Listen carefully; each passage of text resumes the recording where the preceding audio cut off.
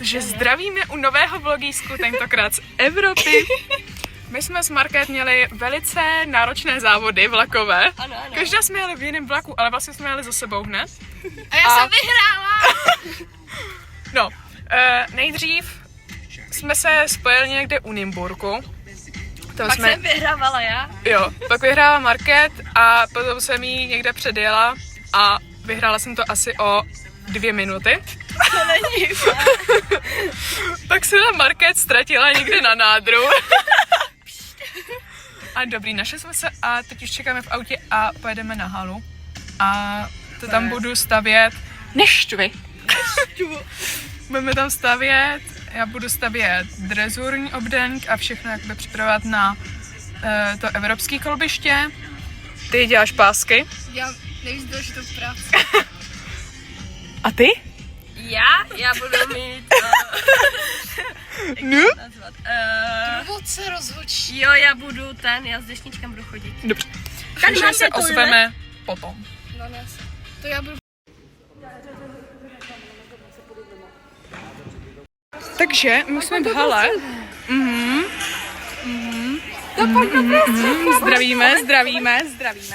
Zdravíme. Jsme v hale, už máme celé postavené. Tam je vzadu taky, tam potom, když jak dojdu, tady máme drezný obdélník.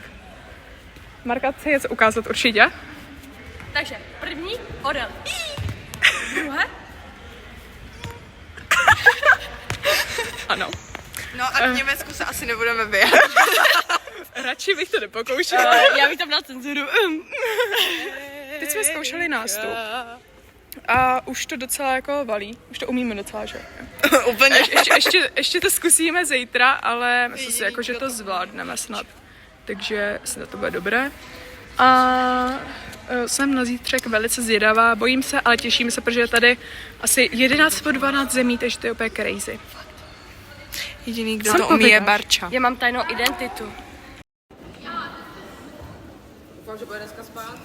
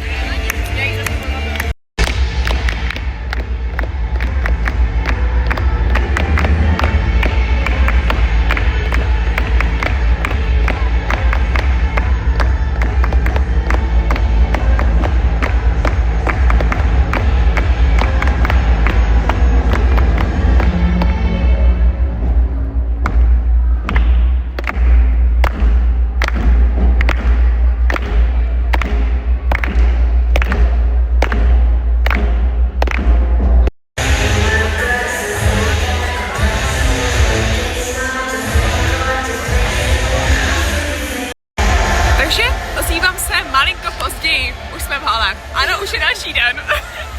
Zdravím. Už jsem tady zas. Teď sedíme zde nahoře, ještě to oddálím, ano, krása. Malý se tady drezurky. Eliška už jí má za sebou, já mám za sebou 110-120 parkour a jednu překážku jsem tam schodila, jinak bych byla první časem, ale teď jsem 4. myslím, takže jakože i to je dobrý, ale prostě zamrzí. Jela to podle mě krásně, já jsem to teda neviděla, já jsem se soustředila na drezurky, jo, ale já jsem na ní pyšná. Jo, ať už by to dopadlo jakkoliv. Ještě pojedu 110 a skok mohutnosti ty, evropský, takže to uvidím, jak dopadne. A asi za 1,5 hodiny bude vyhlášení, takže tam potom půjdem a jinak tady budeme odpočívat asi.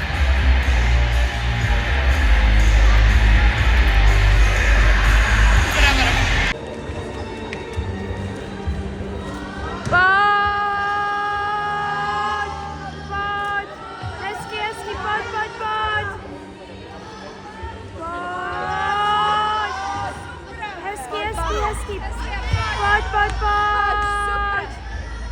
Hezky, hezky, pojď, pojď, pojď, pojď. Hezky a pojď. Nevadí. Pojď, pojď, pojď, pojď, pojď, pojď.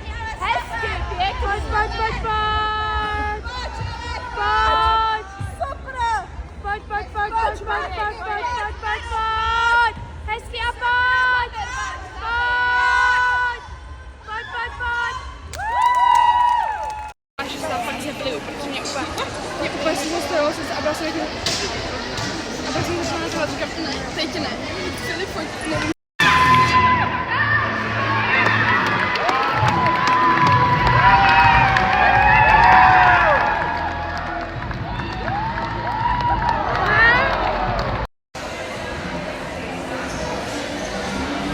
Abych si dělal vody.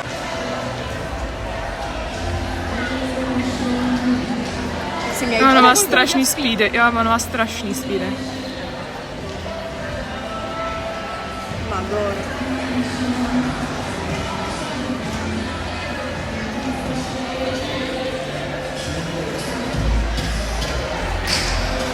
To měla tak 31 určitě.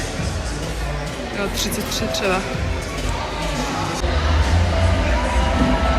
Protože druhá je Lina. Třetí bude Fajdy nebo nějaký takovej. Čtvrtá bude Zinde.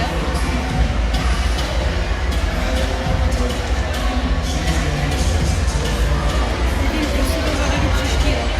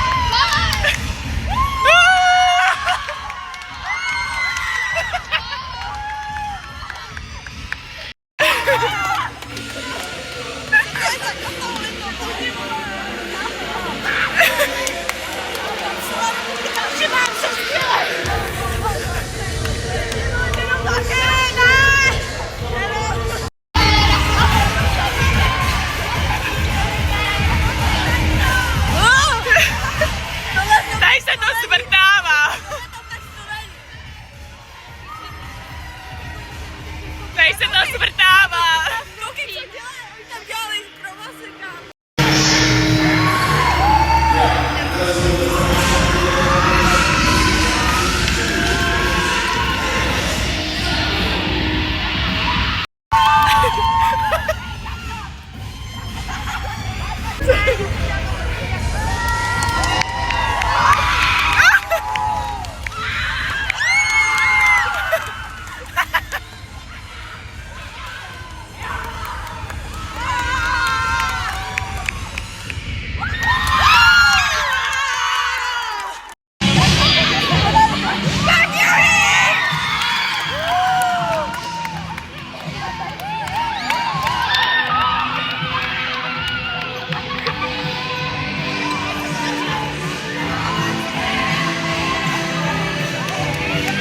No, taky bych radši vzala. Takže já už jsem z Evropy doma a jdu vám ukázat, co jsem si přivezla. Tady mám kokardu za 4. místo ve 110-120 Grand Prix parkouru a v té evropské 110 jsem byla nakonec 5. Nejdřív jsem tam byla 4., ale potom se to přesunulo na 5. místo nějak čas. A z toho mám takovou jako kartu, krásnou, to je napsáno. A jakoby ono to jelo, teď už si úplně nepamatuju kolik lidí, ale přes 20 lidí jelo tu 110 evropskou, na kterou se museli dělat kvalifikace a třeba 15 lidí jí zajalo čistě, protože ne, že by to jako nebylo těžký, ono to bylo docela dlouhý, ale spíš tam nebyly jako žádný složitý kombinace a oxery byly taky úzký, takže většinou právě vyřazují lidi ty oxery jako široký. A takže to bylo jakoby spíš o rychlosti. Já jsem měla stres právě, abych neschodila, takže to bylo jako to, ale snažila jsem se jet i rychle a jako docela se divím, že jsem jela docela rychle. A nakonec jsem teda skončila 5. Vyhrál to jeden kluk z Německa. A já jako přemýšlím nad názorem, jestli by měli kluci jezdit v kategorii s holkama. Já jakoby chápu, že kluků hobby horsing nedělá tolik, co holek samozřejmě. Znám třeba 5-6 kluků, jako co dělají hobby horsing. Ale to je pořád neomlouvá z toho, že mají jinou stavbu těla, jiný hormony a že i v atletice nebo jiných sportech jsou prostě kategorie rozdělený. A jako klidně se může porovnávat s náma, ale úplně bych ho nedával do kategorie jakoby k holkám, protože, jak jsem říkala, je to prostě kluk, není to holka. Potom jsem se ptala i jedný finský rozhodčí, jestli by to jako nešlo udělat příště třeba, že by jako kluci měli svoji kategorii, jakože by prostě jezdili s náma, ale že by potom vyhlášení bylo zvlášť. A bylo mi řečeno, že podporujeme trans lidi, což já jako proti nim rozhodně nic nemám, ale jako to není odpověď doslova, jako nevím, no. Budu ještě nad tím přemýšlet. No, každopádně byla jsem 5. o 0,1 sekundy, takže to zabolí. Ale budu teď přes léto trénovat rychlost, a abych se vrátila rychlejší a třeba to mohla někdy i vyhrát. Takže budu bojovat dál a třeba se to fitne. A oni ty kokardy 1., 2., 3. místo byly fakt jako nádherný. Jakože ona je i tady ta hezká, jo? Ale tam ty byly úplně jako obří a úplně jako krásný. Takže to jsem chtěla vyhrát, protože úplně miluji kokardy. Ale bohužel se to nepovedlo, takže uvidíme, no. Uvidíme, jak to bude a to je konec tady toho vlogu, takže doufám, že se vám líbil. Nebyl nějak extra dlouhej, takže i tak můžete dát like a pápa.